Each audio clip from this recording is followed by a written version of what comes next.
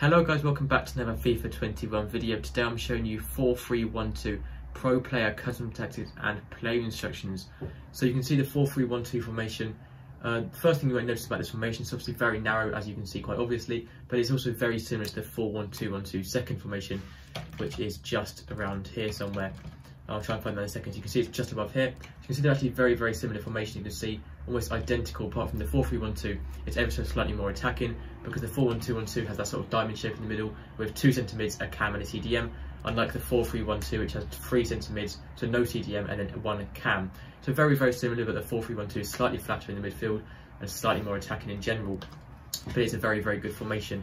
So all these tactics here, these aren't the right tactics to use, so don't just go down copying these. These are from a different video, but I do have the tactics for this formation. So the defensive style you still want to be keeping on balanced. It's no reason to change that really. Most people just stick with balance. That's what I've gone with. For the width, I recommend keeping 5 as well. Once again, it's obviously quite standard to use 5 width. No reason to have to change that. For the depth, I recommend about 7 depth. The reason for this, obviously 7 and above depth, as you probably already know, creates an automatic offside trap. So you do want to try and get at least the 7 depth in. If you really don't feel comfortable defending with 7 depth, maybe for slightly lower level players, that is completely fine. You can definitely drop that down to maybe 4 or 5 if you feel like you have to, but try and get 7 if you can for that automatic offside trap. Or if it doesn't suit your play style, that's fine as well. You can drop that down as well. But 7 is what I recommend.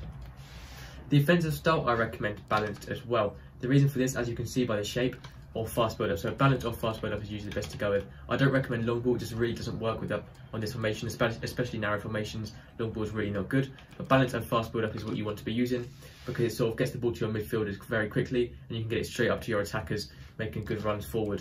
So balanced, fast build up to you which one you want to use. Fast build up to make it slightly more attacking, balanced just to hold on to possession a bit longer, passing around and wait for that opportunity. Personally, I like balance, but that's completely up to you. It doesn't really make too much difference anyway. For the width, I recommend to keep that on about 6. The reason for this is just to make it to give yourself slightly more room. 5 or 6 doesn't really make too much difference. It's about the same really. You won't really notice a huge difference. But about 5 or 6 just makes what you should be using. I recommend just to go over 6 to give you a bit more room. The players in box, I recommend using 6 as well. This is to help slightly overload the box, so pushing more of your players up the pitch and into the box. The more players you have in that box area and around the box, obviously means you're going to have more passing opportunities near the box, leading to more goals eventually if you can hold onto possession for longer. For corners, I recommend leaving that on 3 just to get your tall players into the box, so your tall defenders bringing them up the pitch, and once again overloading that box, and then free kicks on 2. So for the player instructions now, you want to stay central on both your strikers. This is to stay in the centre areas of the pitch in line with the goal. You want to be using getting behind, so making forward runs behind the opposition defenders, which is much easier to get through balls through to them. Interceptions, just leave them on normal. And then for the defensive support, I recommend using stay forward. This is to always stand at the top of the pitch and not coming back when defending, and it's very useful when going forward, especially on your most attacking players, which obviously are your strikers. You don't need them dropping back when defending. So that's what you want to be using on both of your strikers, so your striker 1 and striker 2, to put both these instructions on here. So stay central, get in behind and stay forward. So now onto your cam. This player here sits slightly behind both the strikers, sort of in the middle, sort of like a triangle shape between both your strikers. So you want to stay forward on him as well, so he's helping out both the strikers, get into the box across to once again help making sure he's overloading the box. For positioning freedom, I recommend leaving that on stick to position. It really does mess it up if you change it to just leave that default, and interceptions do the same and leave that default. So I'll show you what I mean. So you see the shape here, you have this sort of triangle shape here with your cam and your striker. So this is sort of the attacking part of the formation. So you see obviously the defence will be along here. So anything below this line is the defence, with the fullbacks, the centre backs and the goalkeeper obviously. Midfield area is sort of around here. And it's sort of up to you whether you want to count that cam as a sort of an attacking player or a midfielder player, but he sort of comes under both.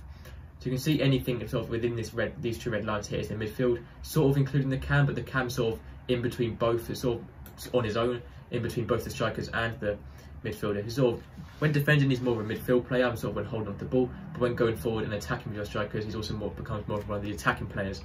So it's up to you how you want to use him there, but you can see, like I showed you, the triangle, there's that perfect triangle shape here between your cam and your strikers, which works really well with sort of help going forward, passing the ball around and waiting for one of those to make the perfect run going forward.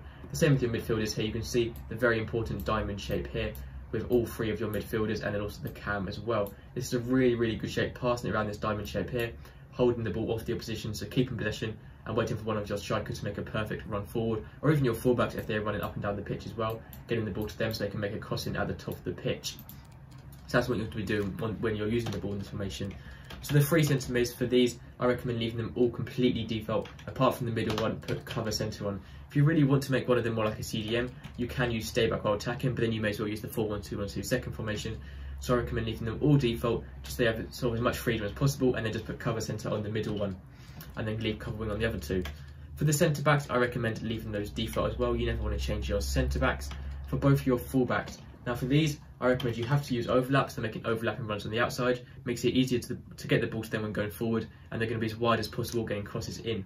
For interceptions, you do want to be using conservative, but only for your fullbacks, to sort of save them more energy, as they do a lot of running up and down the pitch, especially when there's no wingers. For the attacking runs, it's up to you whether you want to use balanced attack or stay back while attacking. If you choose to use stay back while attacking, they're going to constantly be staying back in that back 4 line with the centre backs and the fullbacks, as I'll show you here. So if you decide to use stay back while attacking, if I rub all this off, you will see the back line. So if there's 2 centre backs and both your fullbacks, this sort of line along here, they're going to always stay here and not really push any higher up the pitch. So you can see there's a lot of room here. You can see all this room in the formation here where there's no wingers. Normally that's where your left mids or your right mids or your left wings, right wings will be in this area here. But as it's a very narrow formation, there isn't that here. So for the fullbacks on this formation, I recommend leaving them on balanced attack, so they can fill in this gap here, making runs up and down the pitch, make sort of an extra passing option and an extra crossing option, so they can cross into the box or even cut inside and help out your strikers going forward. So on this formation, I recommend using balanced attack. You can use stay back while attacking if you want the extra defensive help, but I do recommend going with balanced attack on this formation. So lastly, for your goalkeeper, you want counter crosses, so your keeper's coming off his line a bit more to defend corners and crosses, and you want to sweep the keeper, so your keeper's being a bit more aggressive, challenging loose balls from your opponent and stuff like that. You can win the ball easier. So that's all the player instructions and the custom tactics for the 4-3-1-2 formation.